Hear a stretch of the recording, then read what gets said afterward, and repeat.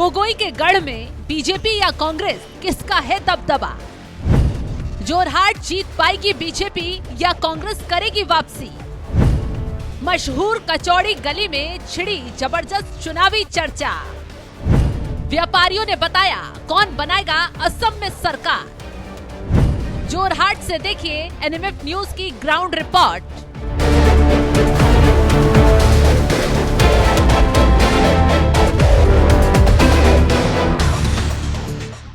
नमस्कार, मैं Sumit Tiwari. NMF news में आप सभी का बहुत बहुत स्वागत है। इस समय हम जोरहाट विधानसभा के कचौड़ी गली में मौजूद हैं। कचौड़ी गली जो है ये बहुत प्रसिद्ध गली है। यहाँ पर लोग जो है चाय पीने, पान खाने और नाश्ता करने के लिए यहाँ पे आते हैं। चुनावी चर्चाएं यहाँ पे बहुत होती हैं, तो हम भी सोचे कि यहाँ पे चलते हैं और यहाँ पर हर तरीके के लोग, हर समाज के लोग यहाँ पर मिलेंगे, थोड़ा उनसे बातचीत करते हैं। उनके विधानसभा के साथ साथ पूरे आसाम के बारे में और मुख्यमंत्री के बारे में भी बातचीत करेंगे और समझने की कोशिश करेंगे कि ये लोग क्या सोच रहे हैं, किन मुद्दे पर इस बार वोट करेंगे, इनका क्या अपना मुद्दा है, सरकार ने इनके लिए कैसा काम किया। इन्हीं सारे विषयों पर जो है हम बातचीत करेंगे। और इस तरफ जो है पान की दुकान है और यहाँ पे जो है चाय की दुकान है और कचौड़ी वगैरह भी यहाँ पे मिलता है। तो कचौड़ी नाम से ये प्रसिद्ध है।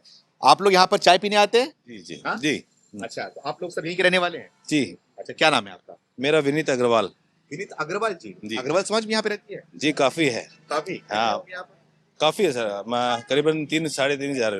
3-3.5 है यहाँ पर। हम्म। तो आप क्या कहना चाहोगे कि जिस तरीके से यहाँ पर चुनाव भी नजदीक आ गया है, अब आप लोग क्या सोच रहे हैं? आपके समाज क्या सोच रही है? क्या किस मुद्दे पे वोट होने वाला है और क्या कुछ नजर आ रहा है आपको यहाँ पर? देखिए, मुख्यतः जैसे मारवाड़ी समाज हो या जो भी समाज है, उन लोगों का ध्यान ये रहता है कि उनको क्या मिला किसी भी सरकार से।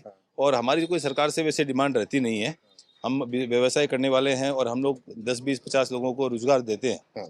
तो हम तो मुख्यतः यही चाहते हैं कि हमें शांति मिले, सुरक्षा मिले और जो हमारा दिन दिन के जो लाइफ है उसके अंदर में जो हमको नीड्स है वो पूरी होती रहे। अच्छा। और विशेष हमें पार्टी से कोई वो नहीं रहता है। परंतु चूंकि बीजेपी का जो 5 साल अभी यहाँ पे जो पिछले 5 साल गए, ये मेरे ख्याल से असम के पिछले 50 सालों के अंदर में इसको स्वर्णिम काल कहा जाएगा। स्वर्णिम काल? हाँ, स्वर्णिम काल इस हिसाब से कहा जाएगा कि जो चहुमुखी विकास हुआ है इन सालों के अंदर में, वो मतलब अति विशिष्ट था। अच्छा। इसके लिए मतलब इनको 100 में से 100 स्कोर दूंगा मैं। क्योंकि चारों तरफ से जो रास्ता है, ब्रिजेस है, बाकी पानी का व्यवस्था है, लोगों को रोजगार का व्यवस्था है और शांति है, सुरक्षा है, ये जबरदस्त है। अच्छा। तो इस हिसाब से इसको स्वर्णिम काल कहा जाएगा असम के लिए, जितने भी पार्टी को शासन हुआ उन सब के हिसाब से। बाकी मुख्यमंत्री जी हमारे हिमंत बिस्वा शर्मा जी है, जिनको आज पूरा भारत जानता है और बीजेपी के अंदर में टॉप लीडर्स में आते हैं वो। और मेरे ख्याल से तो शायद पहली बार है ऐसा, मतलब असम के इतिहास में, कि असम का जो लीडर है कोई या मुख्यमंत्री है जो कि भारत के टॉप 3 बीजेपी लीडर्स में आ रहे हैं। तो ये उनका कार्य शैली है, उनका कार्य करने का तरीका है, जिसकी वजह से वो आज पूरे भारतवर्ष में जाने जा रहे हैं। अभी आप बोलिए। अभी रिसेंटली मैं एमपी गया था, तो मैं कुछ ड्राइविंग के दौरान हमें जब हम निकल रहे थे, तो वो जो कार ड्राइवर था उसने मुझे कहा कि आपके तो लीडर हेमंत बिस्वा शर्मा जी है, तो आप लोग तो बहुत सुरक्षित हो। मैंने कहा भाई आप भी जानते हो? बोला हाँ बिल्कुल, उनको कौन नहीं जानता। तो बोलो आप लोग तो वहाँ में पूरा वो मतलब अपना जो सिक्का जमा रखा उन्होंने और बहुत बोल्ड लीडर है। अच्छा। मुझे बहुत खुशी हुई कि पहली बार हमारे मतलब भारतवर्ष के अंदर में भी हमारे असम के लीडर को कोई बाहर का लोग जान रहे हैं। अच्छा। तो ये हमारे लिए बहुत ही मतलब खूबसूरत पल था। अच्छा। और बाकी तो मतलब इन 5 सालों के अंदर में उन्होंने ऐसा कोई भी क्षेत्र नहीं है जिसको उन्होंने छुआ नहीं। अच्छा। और अभी जो फिलहाल जो भी नई जो घोषणाएं हुई है, छुआ नहीं मतलब कैसा? मतलब कि काम नहीं किया? नहीं, वो जो अभी जैसे उन्होंने नुमलीगढ़ के लिए जो ब्रह्मपुत्र के अंदर में टनल का घोषणा किया है, और भी 1-2 जो ब्रिजेस है, माजुली का ब्रिज का काम फिर शुरू कर दिया है, जो जोरहाट माजुली को जोड़ेगा। ये भी माजुली के लिए एक तो स्वर्णिम काल हो जाएगा, क्योंकि वो जो ट्रांसपोर्टेशन है 3 घंटे का ट्रांसपोर्टेशन सीमेंट के 15 मिनट में रह जाएगा। अच्छा। तो ये उस माजुली के लिए भी और माजुली के उस पार के एरिया के लिए भी ये बहुत जबरदस्त, और फिर देश की सुरक्षा व्यवस्था के लिए भी ये बहुत एक इम्पोर्टेंट पॉइंट ऑफ व्यू रहेगा। अच्छा। तो आप सब व्यापार समाज से हैं? सब व्यापारी हैं?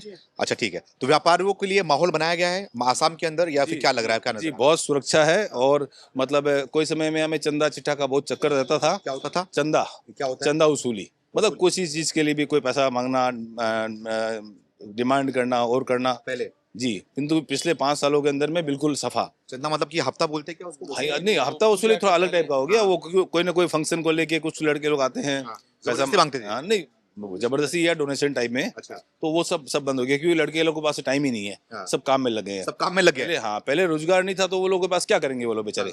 तो उनको कुछ ना कुछ कहीं से कहीं जुगाड़ करना होता था, किंतु अब वो लोग सब काम में लगे हुए हैं, तो उनको फुर्सत ही नहीं है। किसी के पास, इवन किसी के पास आपको टाइम नहीं मिलेगा, इतना काम निकला है यहाँ पे। रोजगार मिल रहा है लोगों जी को? जी जी हाँ, युवा को रोजगार मिल रहा है।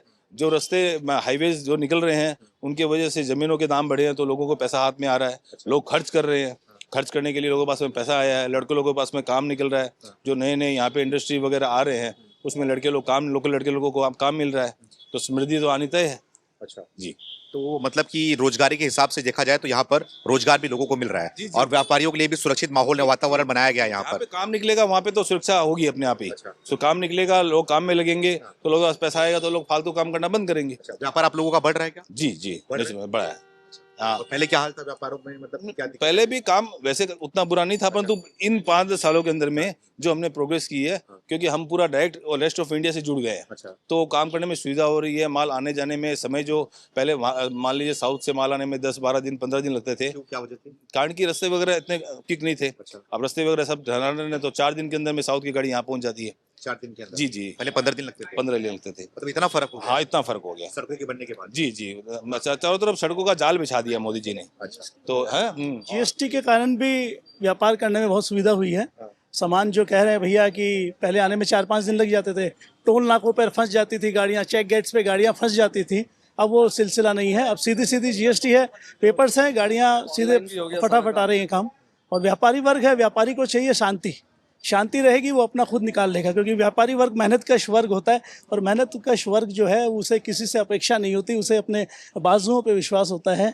तो उसे, अगर उसे शांति मिले तो वो उस जगह की भी तकदीर बदल सकता है, और बदल रहा है। बदल रहा है? जी हाँ, क्योंकि जैसा भैया ने बताया कि आज हमारे जोरहाट में भी काफ़ी इंडस्ट्रियलिस्ट हैं। जोरहाट शहर में बहुत सारे उद्योगपति हैं जिनके यहाँ पे 100-100, 200-200, इवन 500-500 लोग काम कर रहे हैं। और एक और इंडस्ट्रियलिस्ट है जो ईंटा भट्टा काम करते हैं, उन्होंने बताया था, एक आम सभा में बताया था कि 10,000 लोगों को उन्होंने रोजगार दे रखा है।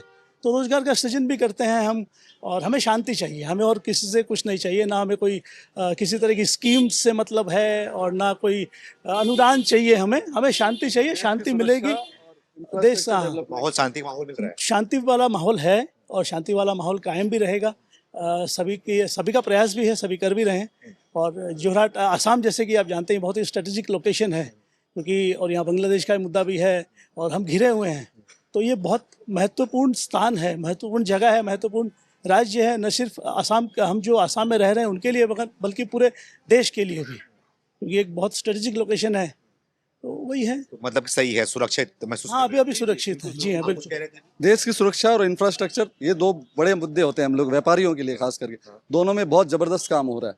अभी देख लीजिए, हाल ही में समझ लीजिए ये जो फ्लाईओवर बना है, हालांकि ये लोग सोच रहे थे कि 3 साल में बनेगा, 1 साल में इन्होंने खड़ा कर दिया। तो इतना दिख रहा है, थोड़ा दिखाना, पीछे दिखाना। ये कहाँ से आते जा रहा है? ये करीबन आपका बरुआ चाली से शुरू होता है, कोर्ट के आगे से, और ये भोगदई ब्रिज पे उतरता है। तो ये करीबन 1 किलोमीटर से ज्यादा का ये लंबा है। लोग सोच रहे थे कि 3 साल में कंप्लीट होगा, लेकिन 1 साल में इन्होंने खड़ा करके दिखा दिया।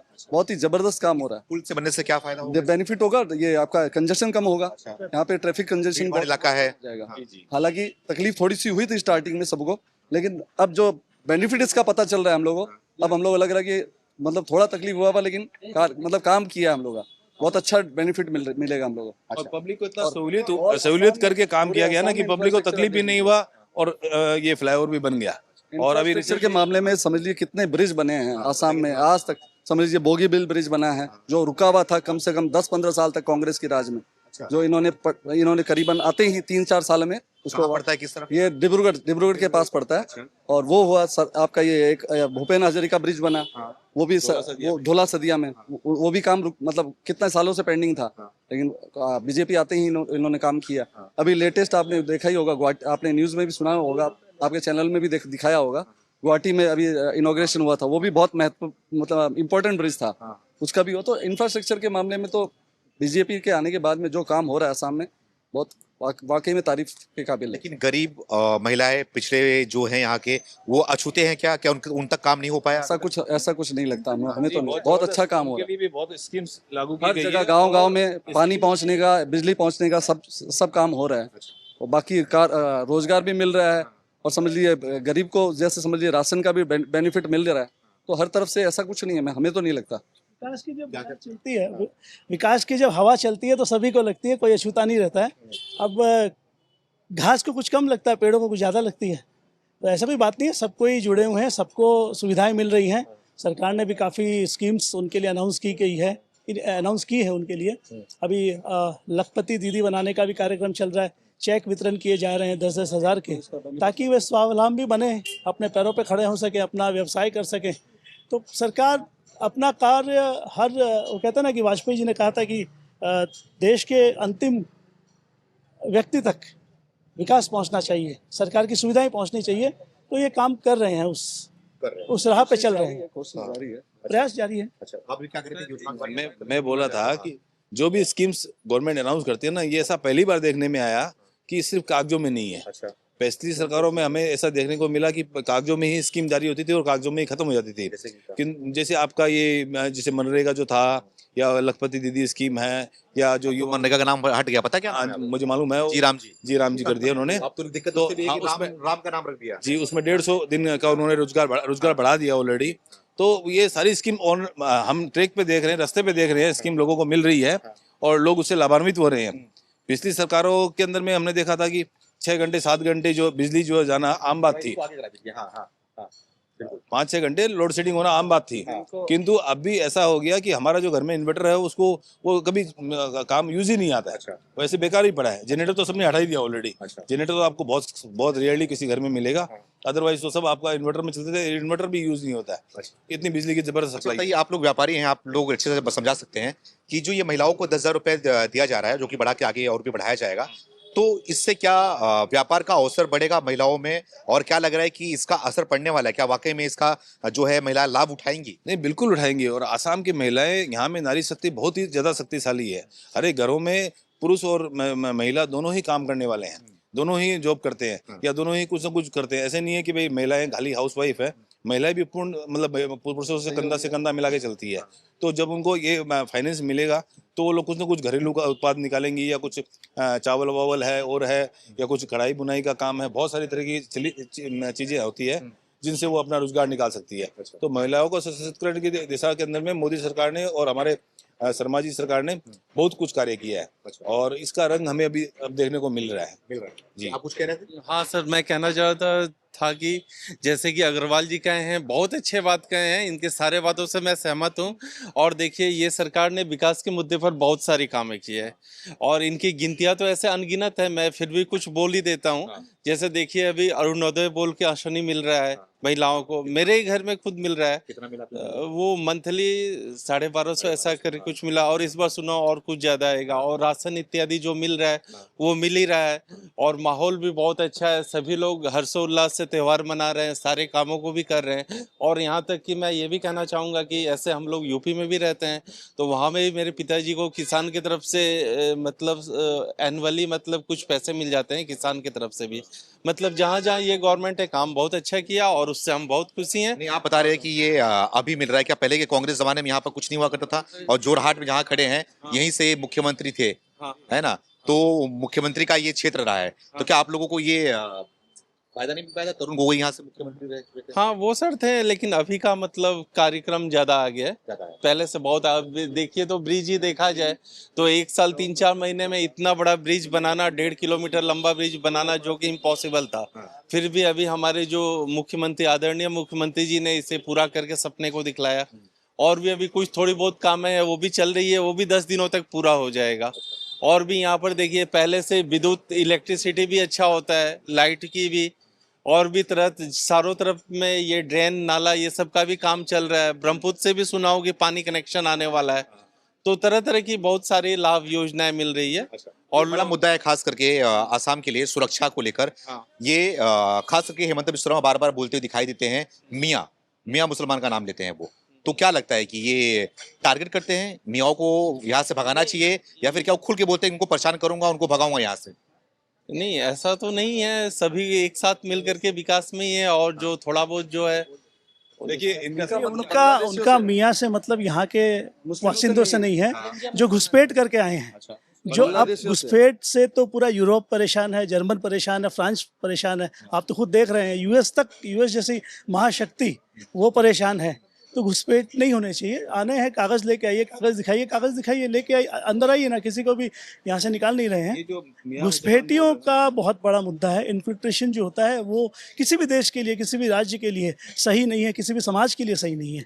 आप देखिए ये मुद्दा इस बार होने वाला है क्या? वोटिंग के लिए भी इसको लोग पसंद करेंगे कि जो मियाँ को भगा रहे हैं यहाँ से? जी बिल्कुल करेंगे, क्योंकि इन्होंने ये जो बाहर के जो घुसपैठी आए हैं, इन्होंने यहाँ के लोकल लोगों का रोजगार छीन लिया है। ये लोग हर काम में घुस गए हैं, और प्लस क्या है कि जैसे अपने इधर के जो लोग होते हैं वो लोग 1 या 2 बच्चे, ये लोग 10 बच्चे, 12 बच्चे, 15 बच्चे, इस हिसाब से इनका बच्चा होता है। तो ये लोग हर जगह में घुसपैठ करके और उनका रोजगार छीन रहे हैं। तो नेचुरली डेमोग्राफी चेंज हो रही है। आसाम के अंदर में आपको मालूम होगा तो कम से कम 15 डिस्ट्रिक्ट का डेमोग्राफी चेंज हो चुका है। इतना भयावह तरीका चल रहा है। तो कोई भी अगर स्टेट का मुख्यमंत्री होगा तो उसको तो प्रथम अपने लोकल लोगों को, जिनको हम लोग यहाँ में खिलंजिया बोलते हैं, उनका सुरक्षा तो देखना पड़ेगा। क्योंकि अगर यहाँ का लोकल लोग ही अगर अल्पसंख्यक हो गया तो फिर तो बड़ी मुश्किल होगी ना। तो ये तो बहुत जरूरी है, और ये हम लोग इसका सपोर्ट करते हैं। सपोर्ट करते हो? जी बिल्कुल सपोर्ट में हम लोग। इस नाम पे भी वोट पड़ेगा? जी बिल्कुल पड़ेगा, बिल्कुल पड़ेगा। अवैध लोगों को हटाना चाहिए। अवैध लोगों के विरुद्ध हैं वे यहाँ के स्थानीय लोगों के विरुद्ध नहीं है। स्थानीय जो मुस्लिम समुदाय है उनके लिए कभी भी किसी को प्रॉब्लम नहीं है, खाली बांग्लादेशियों से ही प्रॉब्लम है। हमें कोई मुस्लिमों से किसी को प्रॉब्लम नहीं है, ना सरकार को है, ना हमें है, ना कोई पब्लिक को है। लेकिन वही बांग्लादेशी से हमें सबको प्रॉब्लम है, चाहे मुसलमान को ले लीजिए। आ कैसे गए, क्या वजह क्या? तो अब सरकार ने एक्शन नहीं लिया, समझ लीजिए बॉर्डर को सील नहीं उन्होंने इस किया। चीज को बढ़ावा दिया। अब वोट बैंक के रूप में बढ़ाने के लिए अपने वोट बैंक के रूप में यूज किया इन लोगों को। इन लोगों को जगह दी गई, प्रशय दिया गया, पैसा दिया गया, कागज बना के दिए गए। क्या नाम है आपका? प्रेम पारिक। आप क्या सोच रहे हो, क्या समझ रहे हो कि क्या मुद्दा है आप लोगों का वोट करने का? ये बड़ा मुद्दा है क्या, मियाँ लोगों को भगाना है यहाँ से, और भी कुछ मुद्दा है? जी, मियाँ लोग को भगाना बहुत बड़ा मुद्दा है, क्योंकि मियाँ मुसलमान जिनके बारे में हमेशा हमारे माननीय मुख्यमंत्री जी बोलते रहते हैं कि हमें उनका वोट नहीं चाहिए, तो ऐसे भी नहीं देने वाले और हमें चाहिए भी नहीं। उनके वोट के बिना ही हम जिएंगे, और जितना हो सकता है हमें उनको परेशानी करना है। अभी हाल ही में थोड़े दिन पहले अपने इंटरव्यू में उन्होंने कहा, हो सके तो अगर मियाँ रिक्शा वाला अगर आपसे 5 रुपए मांग रहा है तो आप उसको 4 रुपए ही दीजिए, 5 नहीं देना है। उसको परेशान कीजिए जितना परेशान करना है आपको, क्योंकि जैसे पहचान कैसे करेंगे कि ये मियाँ है और ये यहाँ का मुसलमान? उसी के लिए एसआर हो रहा है, और नेक्स्ट एसआईआर होने वाला है 2027 में। उसमें भी करीब बहुत 1.5-3 लाख से ज़्यादा भी वोट जो है कटने वाले हैं मियाँ मुसलमानों के। अच्छा, तो ये सही लगता है आप लोग को जो हेमंत बिस्वा शर्मा ऐसी बातें करते हैं? जी एकदम सही लगता है, और एकदम सही कर रहे हैं, क्योंकि हिंदुत्व रहेगा तभी आसाम रहेगा, अच्छा, नहीं तो आसाम भी नहीं रहने बचने वाला। क्योंकि हिंदुत्व के लिए कांग्रेस ने और काम नहीं किया। कांग्रेस ने क्या काम किया? कांग्रेस का काम अगर देखेंगे तो आज ही सुबह कांग्रेस के जो पूर्व अध्यक्ष है, प्रदेश अध्यक्ष है, वो पार्टी छोड़ चुके हैं। अगर कांग्रेस ने कुछ किया होता तो उनके प्रदेश अध्यक्ष, जो पूर्व प्रदेश अध्यक्ष है भूपेन बोरा जी, उन्होंने पार्टी छोड़ी क्यों? अच्छा, गौरव गोगोई भी? इनसिक्योर है वो अभी अपनी पार्टी में, वो खुद इनसिक्योर है, इसीलिए उन्होंने पार्टी छोड़ दी आज। गौरव गोगोई यहाँ सांसद हैं, जी। उनके बारे में क्या कुछ चाहते हो? कितनी बार आते हैं, कितनी बार मिलते हैं आप लोगों से, और उनको जो है मुख्यमंत्री का भी फेस बनाया जा रहा है इसके? 2024 में जीतने के बाद बहुत कम बार होगा जिन्होंने देखा होगा उनको आज यहाँ पे। उन्होंने जोरहाट के लोगों को ठगा है। कौन? माननीय गौरव गोगोई जी ने जोरहाट के लोगों को ठगा है। ठगा है? जी जी। कैसे ठगा? वो पहले कलियाबर के सांसद थे, और बाद में वो जोरहाट आए, और जोरहाट में अपने पिता के जी के नाम पे सहानुभूति वोट ले गए, और इसके बाद में वो नजर नहीं आए। अब शायद चुनाव आ रहे हैं तो शायद वो आएंगे, हम उम्मीद करते हैं वो आएंगे। उनको तो सीएम फेस बनाया जा रहा है, तो आप लोग पसंद करेंगे सीएम फेस के लिए उनको? सीएम के फेस के आसपास भी नहीं पटकेंगे। आसपास भी नहीं? जी नहीं, हेमंत बिस्वा शर्मा जी के सामने वो किसी किसी पॉइंट्स में नहीं आते हैं। कई आरोप लगा रहे, संगीन आरोप हेमंत के ऊपर की जेल जाने वाले हैं वो। कई ऐसे कई बीघा जमीन जो है वो हड़प लिया है, देखिए अपने कब्जे में कर लिया है। कई आरोप लगा जो काम करते हैं ना, उनको आलोचना सहनी पड़ती है, और उन पे आरोप भी लगाए जाते हैं। जिन्होंने काम ही नहीं किया उन पे क्या आरोप लगाएंगे और क्या आलोचना करेंगे उनकी? अच्छा, ये आरोप सही है क्या गलत है? जी बिल्कुल गलत है, बिल्कुल सरासर गलत है। अच्छा, हाँ, ऐसा आरोप कोई तो उन पे खुद पे है कि उन्होंने पाकिस्तान वो जाके आए थे बिना बताए, बिना के मतलब इलीगल तरीके से जाके पाकिस्तान आए, वो उन पे आरोप है। अब तो वो उनको जवाब, उनको प्रूफ करना है कि वो नहीं गए थे।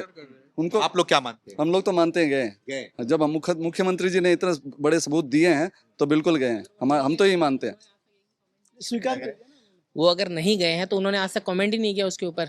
अगर नहीं गए हैं तो उनको एफआईआर देने के लिए ओपन चैलेंज किया हुआ है मुख्यमंत्री जी ने कि आप केस कीजिए मेरे ऊपर अगर नहीं गए हैं तो। अगर वो पाकिस्तान नहीं गए, पाकिस्तान से कोई लिंक नहीं है तो अच्छा तो आज तक तो उन्होंने वैसा कोई कदम उठाया नहीं है। अच्छा और अभी आप थोड़ी देर पहले बोल रहे थे उनके पिताजी मुख्यमंत्री थे जो पूर्व जिन इस विधानसभा से थे टीटाबर से, आज तक पानी नहीं पहुंचा वहाँ पे, शुद्ध पेयजल की अभी तक व्यवस्था नहीं है। अगर मुख्यमंत्री 3 बार मुख्यमंत्री थे वहाँ पे, 15 साल मुख्यमंत्री थे उस विधानसभा से, आज तक वहाँ पे पानी नहीं मिला। पानी की मतलब प्रॉब्लम विश्वकर्मा क्यों नहीं पहुंचा है फिर? कर रहे हैं, पहुंचा है उनके कार्यकाल में नहीं पहुंचा, अब पहुंचा है। अभी पहुंचने लगा। हाँ। अब तो गली गली पानी की व्यवस्था के लिए सारी पाइपलाइन बिछ रही है और हो सकता है कि 2-4 महीने के अंदर में सब जगह ब्रह्मपुत्र का पानी आ जाएगा। जी। तो आप लोगों को क्या लगता है कि ये जो आप गौरव गोगोई ऊपर आरोप लगा रहे हैं, तो जनता को लगता है कि यहाँ ये वाकई में पाकिस्तान के साथ में मिले हुए हैं? जब हम भी तो जनता पे से ही है ना, तो जनता जब सोच रही है तभी कुछ ना कुछ है, तभी सोच रही है, तो बाकी पब्लिक को भी वही लगेगा कि हाँ कुछ है, तभी मामला है। आजकल कोई भी ये सोचता है ना कि पब्लिक कुछ जानती नहीं है, पब्लिक समझती नहीं है। ये जो भी अब पिछले 10-12 सालों के अंदर में जो भी चुनावी नतीजे आए हैं, ये आपको स्पष्ट कर देते हैं कि पब्लिक बेवकूफ़ नहीं है। पब्लिक सब समझती है, पब्लिक चुपचाप रहती है, पब्लिक बोलती नहीं है और वोट के माध्यम से अपना जवाब देती है। और ये जवाब आपके सामने में है। आपने कहीं भी देख लीजिए, इंडिया भर में जहाँ पे भी चुनाव हुए, एक आध जगह को छोड़ दीजिए तो बाकी सब जगह चुनाव वहाँ का जो लोकल गवर्नमेंट थी या वहाँ जो ऑल ओवर इंडिया गवर्नमेंट थी, उनका जो काम करने का तरीका था उसके ऊपर में वोट दिया गया। लेकिन वोट चोरी का भी तो मुद्दा है। अब राहुल गांधी लगातार जो आरोप लगाते हैं वोट चोरी का, और बोलते हैं बिहार में भी वोट चोरी करके जीते, लोकसभा में भी जीते, लगातार वोट चोरी कर रहे हैं, आसाम में भी होने वाला है। जी, चुनाव आयोग ने उनको बहुत बार आपको सम्मन दिया है, बुलाया है उनको कि आप आगे प्रूफ कीजिए कि ये वोट चोरी हो रहा है। वो एक बार भी उपस्थित नहीं हुए। वो उपस्थित हुए ना, उनकी पार्टी का कोई आदमी उपस्थित हुआ, वो सिर्फ खाली मीडिया में फोकस लेने के हिसाब से ये सब बात करते हैं। अदरवाइज वो खुद धरातल पे भी नहीं जाते हैं। जब अगर ईवीएम में चोरी होती है तो फिर जब उनके स्टेट में जब वो जहाँ में उनकी पार्टी जीतती है उस वक्त तो वो बिल्कुल नहीं बोलते हैं। वहाँ पे फिर वहाँ में ईवीएम क्या चेंज हो जाता है क्या? तो ये सब गलत बातें हैं। ये सब वोट चोरी, ये सब अमेरिकन गवर्नमेंट का एक बनाया तरीका है कि किसी भी देश के अंदर में वोट चोरी या सरकार को अस्थिर करके उसको गिरा देना, आंदोलन करके उसको गिरा देना, ये सब तरीके बहुत लंबी कहानियां हैं जो अभी आप देखते हैं। फिलहाल बांग्लादेश में आपने देखा, श्रीलंका में देखा, नेपाल में देखा, ये सब उसी का हिस्सा है। जी। 2024 में गौरव गोगोई जी जोरहाट से एमपी बने, जोरहाट लोकसभा से। 2025 में पंचायत निर्वाचन था, पंचायत चुनाव में कहीं पे भी कांग्रेस दिखाई नहीं दी। तो जोरहाट की जनता बहुत ही शातिर और समझदार है, बहुत सोच समझ के वोट करती है। आपका नाम? अमित अग्रवाल। आप क्या लग रहा है, आप क्या सोच रहे हैं पर क्या मुद्दा समझ में आ रहा है आपको? यहाँ पर लोकल मुद्दा क्या है आपको? सर लोकल मुद्दा पे तो मैं कुछ नहीं बोलूंगा, मैं एक ही लाइन बोलूंगा सर। जिस पहले जहां जब कांग्रेस की सरकार थी, रोड पे गाड़ी नहीं चलती थी, आज फाइटर जेट उतरते हैं, तो फिर उसके बाद अब आप जनता अपने आप समझ जाए कि सर किसको वोट देना है किसको नहीं।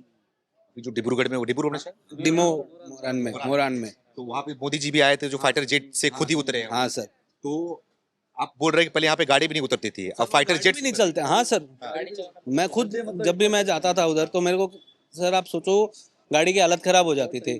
अब सर जेट उतरते तो अपनी गाड़ी के तो हमको चिंता ही नहीं करने का।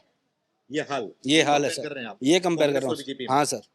और हेमंता मामा बोलते हैं? हाँ मामा बोलते हैं सर। तो सर उनके लिए ये बोलूंगा, जब तक कांग्रेस की सरकार थी, अगर हम कहीं बाहर जाते थे, साउथ जाते थे या कोई भी ऐसे स्टेट में जाते थे, तो हमको उनको बताना पड़ता था कि हम नॉर्थ ईस्ट से आए, नहीं तो वो असम को बांग्लादेश में समझते थे। आज हाँ सर, और आज के दिन ऐसा है कि वो असम को हेमंत जी के नाम से जानते हैं, पहचान दिलाया एक। हाँ सर। मतलब कि कटा हुआ था असम। मैं बताता हूँ, मैं अपना खुद का बताता हूँ। 2013-14 में हम दिल्ली गए थे घूमने के लिए, तो सर जिस होटल में हमने उनको वो दिया था, उन्होंने अपना आधार कार्ड दिया था, उन्होंने सीधा बोल दिया सर आपका पासपोर्ट तो दीजिए। पासपोर्ट दीजिए? हाँ सर। तो मैंने बोला क्यों? बोला सर आप तो बांग्लादेश से आए हैं, आपका स्टेट तो बांग्लादेश में है। मैं बोला नहीं सर, ये देखिए इंडिया में है। उनको ये भी नहीं पता था। और आज जब हम जाते हैं तो हमको कोई गर्व महसूस होता है हेमंता की वजह से। ऐसा मतलब एक अलग ही पहचान मिला असम को सर। मोदी जी का जो फोकस रहा है नॉर्थ ईस्ट के प्रति, अदरवाइज शायद पूर्ववर्ती सरकारों के अंदर में तो नॉर्थ ईस्ट को अपना देश का भाग ही नहीं गिना जाता था और विकास के नाम पे हम जीरो थे। अच्छा। हम जब बाहर जाते थे तो हम लोग शर्मिंदा होते थे कि हम क्या बताएं अपने बारे में। और इन 12 सालों में जो तस्वीर बदली है कि हम सारे मतलब फोकस में आ गए और इतना ज़्यादा फोकस किया है नॉर्थ ईस्ट को। 7 स्टेट के अंदर में जो मतलब विकास की बयार बह रही है उससे कोई भी अछूता नहीं है। हर किसी को कुछ ना कुछ मिला है, किसी रूप में मिलो पर मिला है। अच्छा, मोदी जी का पूरा ध्यान है आप? जी बिल्कुल। कई बार असम भी आए, कई बार। हाँ बिल्कुल, काफी। मनमोहन सिंह जी प्रधानमंत्री थे, वो असम से ही थे, गुवाहाटी में उनका घर था। वो शायद अपने कार्यकाल में 5 बार भी असम नहीं आए होंगे एज ए प्रधानमंत्री। लेकिन मोदी जी 12 साल में 70 बार से ऊपर आसाम आ चुके हैं और आगे भी अभी आने वाले हैं। पूर्व प्रधानमंत्री जी ने तो यहाँ तक कह दिया कि यहाँ घास का तिनका भी नहीं उगता, और अगर कोई ले जाना चाहता है तो ले जाए, हमें क्या फर्क पड़ता है। अब गूगल कीजिएगा। और क्या उगता है यहाँ पर? अब तो मोदी जी यहाँ पे यहाँ पहले भी खजाना था, लोगों में उत्साह था, जोश था। जैसे हनुमान जी था ना, हनुमान जी में एक काबिलियत थी कि वो लंका पार कर जाए, लेकिन उन्हें जगाना पड़ता था, उन्हें जगाया गया, याद दिलाया गया ना। वैसे ही पूर्वोत्तर के लोगों में भी काबिलियत है, पर उन्हें याद दिलाया नहीं गया, उन्हें सुप्त रखा गया। लेकिन मोदी जी जगा रहे हैं उनको, उनमें जोश भर रहे हैं, और उसका परिणाम आपके सामने है। अच्छा, ठीक। आप भी कुछ कहोगे? क्या नाम है? मेरा नाम रूबू दत्ता है। आप क्या कहोगे? क्या सोच रहे हो? वोट वगैरह करते हो? हाँ करते हैं। करोगे इस बार? हाँ करूँगा। क्या लग रहा है, गोगोई जी का क्या हाल है यहाँ पर? गौरव जी सांसद है क्या आपके? सांसद है? गौरव गोगोई वो तो मियाँ का आपका सांसद है, हम लोग का। मियाँ का सांसद है? जी गौरव गोगोई जी। आपका नहीं है? मेरा सांसद नहीं है। मेरा सांसद होता तो मुझे दिखाई देता ना। वो कहाँ है? मेरा सांसद कहाँ है बताइए? ये फ्लाईओवर बन रहा था, उन्होंने ऑब्जेक्शन किया, बनने नहीं देगा, फलाना फलाना। ये सांसद ही आप क्यों ऑब्जेक्शन कर रहे थे? क्यों? क्या वजह? कर रहे थे, पूछिए, सभी जानते हैं। इंडस्ट्री का इन्होंने विरोध किया। आप सोचिए सेमीकंडक्टर यहाँ नहीं बोलने का मतलब गौरव गोगोई जो है वो मियाँ का क्यों अपना, अगर जो खिलंजिया है यहाँ का, उनका सपोर्ट में कहाँ है? सेमीकंडक्टर इंडस्ट्री बना आपका जागीर रोड में, वहाँ पे बोलते हैं कि यहाँ पे क्यों बना? असम का लोग तो केरला जाना चाहिए, फलाना जगह जाना चाहिए। तो अगर वो हमारा सांसद कैसे हुआ आप बताइए? IIM भी यहाँ बन रहा है, तो विकास होना चाहिए। से विकास के मुद्दे पर राजनीति होनी चाहिए, और यहाँ के लोगों को अच्छा रोजगार मिले, सुख सुविधाएं मिले, इसके विषय में राजनीति होनी चाहिए, न कि जो किसी का समर्थन, वोट बैंक की राजनीति नहीं होनी चाहिए, हमारा ये मानना। अभी जैसे गौरव गोगोई जी की बात इन्होंने कही, अभी रिसेंट जी जब मोदी जी आए थे मोरान, तो गौरव जी गोगोई जी कह रहे थे कि एयरपोर्ट रास्ते पे फ्लाइट उतार के क्या मतलब है, जब कोई जो नीचे मतलब अपना मिडिल क्लास वाला ही फ्लाइट में नहीं बैठ सकता। एक एयरपोर्ट पे एक चाय की कीमत 150 रुपए है, तो जब मोदी जी लोगों को फ्लाइट में नहीं बैठा सकते, रोड पे फ्लाइट उतार के क्या मतलब है? ये उनका बाइट था, ये उनका मतलब अपना तंज था। लेकिन इसका फायदा आप लोगों को समझ में आ रहा है कि अगर यहाँ पे इमरजेंसी के टाइम पे वो हमें तो सर उस चीज को देश की सुरक्षा के लिए, आसाम सुरक्षा सिविलियन के लिए नहीं है, ये सेना के लिए। उनको ये समझ में नहीं आ रहा है। मैं आपको क्या बता रहा हूँ, वो पाकिस्तान गए थे, वो हमारे सांसद नहीं है। उनको ये समझ में नहीं है, ये सिविलियन के लिए तो बनना नहीं है। कौन सा यहाँ पे एयरपोर्ट बनना है? कौन सा जाएगा कोई चाय पीने के लिए यहाँ पे? वो तो अगर चाइना कभी हम लोग के ऊपर में कुछ करते हैं, अगेंस्ट करते हैं, तो उसके लिए अगर हमारा जो डिब्रूगढ़ का मोहनबाड़ी एयरपोर्ट है, उसका ऊपर में अगर कोई अटैक होता है, या तेजपुर में होता है, तो यहाँ पे फ्लाइट उतर सकता है, जेट उतर सकते हैं, कुछ भी कर सकते हैं। वो बोलते हैं एयरपोर्ट में 150 रुपये का चाहिए। आप बताइए वो हमारा कैसे सांसद हुआ? वो खाली पब्लिक को भ्रमित करने के लिए जो भी बयानबाजी करते हैं ना, खाली पब्लिक को भ्रम में रखो या झूठ बोलो, झूठ को बढ़ावा दो, बस उनका यही काम है। नॉर्थ ईस्ट जो है वो चिकन नेक के साथ में जुड़ा हुआ है, आप लोग सब जानते हैं इस बात को, और इस हिसाब से यहाँ की सामरिक महत्व तो बहुत ज़्यादा बढ़ जाता है। और इन सालों में जो पिछले 10 सालों के अंदर में सामरिक रूप से जो बढ़ावा दिया गया है, और पूरे बॉर्डर तक रोड और ब्रिजेस का जो जाल बिछा है कि आने वाले सालों के हिसाब से मोदी जी इस एरिया को तैयार कर रहे हैं, और उन्होंने इस एरिया के सामरिक महत्व को भी समझा, उसी हिसाब से इस एरिया का डेवलपमेंट हो रहा है। तो अब मतलब जगह जगह जो रोड्स है इस हिसाब से कि भाई सेना का मूवमेंट हो तो उनको कोई असुविधा नहीं हो, क्योंकि पहले तो कुछ था ही नहीं। ठीक है, तो देखिए ये व्यापारी लोग थे, इन सब से हमने बातचीत किया, इनकी राय को पेश किया और समझना चाहा कि यहाँ के व्यापारी तबका क्या सोच रहा है। हमने बिहारी समाज के लोगों से बातचीत किया था, और ये व्यापारी तबके के लोग हैं, इनसे बातचीत किया। और यहाँ पे एक चाय वाले हैं, थोड़ा इनसे बात करते हैं। बड़ा प्रसिद्ध है आपका चाय यहाँ पे? हाँ, लोग कचौड़ी और चाय का लुत्फ उठाने आते हैं यहाँ पर? जी हाँ, क्या नाम है आपका? श्यामपुर में। श्यामपुर में? अच्छा, कब से यहाँ पे दुकान है आपकी? हमरा सर 25 साल करीब हो गया। 25 साल से हो? जी हाँ। वोट वगैरह यही करते हो? जी हाँ। रहने वाले कहाँ के हो? बिहार का। अच्छा, बिहार से हो? जी हाँ। बिहार में कहाँ? बिहार में हम लोग का मधुबनी जिला पड़ता है। मधुबनी? अच्छा, बिहार में तो बीजेपी सरकार ला दी है। हाँ, बीजेपी के लाए हैं। आसाम में क्या होने वाला है? यहाँ भी आने वाला है, अरे, यहाँ भी आएगा। सही बताओ। सही बता रहे, सही है, पूरा श्योर है। श्योर है? हाँ। तेजस्वी वाले तो नहीं हो? नहीं, पूरा श्योर है सर। कांग्रेस तो नहीं आएगा, लेकिन इनका पूरा है। क्या वजह है, क्यों आएगा? अब वो किस लिए आएगा वो तो बता ही दिए हैं कि सब। आप बताइए ना, आप क्या महसूस कर रहे हो? हम तो लोग आपके दुकान पे आते हैं, चाय पीते हैं, क्या चर्चा करते हैं, लोग क्या बोलते हैं? अभी लोग तो चर्चा तो यहाँ वही कर रहा है कि कांग्रेस नहीं आएगा, कि नहीं बीजेपी आएगा, कि लोग ये बात करते हैं यहाँ पे? जी हाँ। गौरव गोगोई के बारे में कुछ बात करते हैं? ना उनका बारे में तो हम नहीं सुनते हैं, उतना हम लोग बैठते भी नहीं है, लड़का रहता है। लड़का रहता है। जी हाँ, आपको चाहिए, आप वोटर यहीं के हो ना? जी हाँ। आपको कौन चाहिए यहाँ? हम लोग को तो मुख्यमंत्री वही चाहिए कि अपना बीजेपी सरकार हो जाए तो बढ़िया है। हेमंता? जी हाँ, हेमंत तो अच्छा, बहुत बढ़िया है। आपका नाम? उद्धव बड़ा है। हाँ? उद्धव बड़ा। यहीं के रहने वाले हो? हम माजुली में हैं। कहाँ है ये? माजुली आइलैंड, माजुली। अच्छा, जो एशिया का सबसे बड़ा नदी द्वीप जिसे कहा जाता है, माजुली वहाँ के निवासी है ये। अच्छा, जी।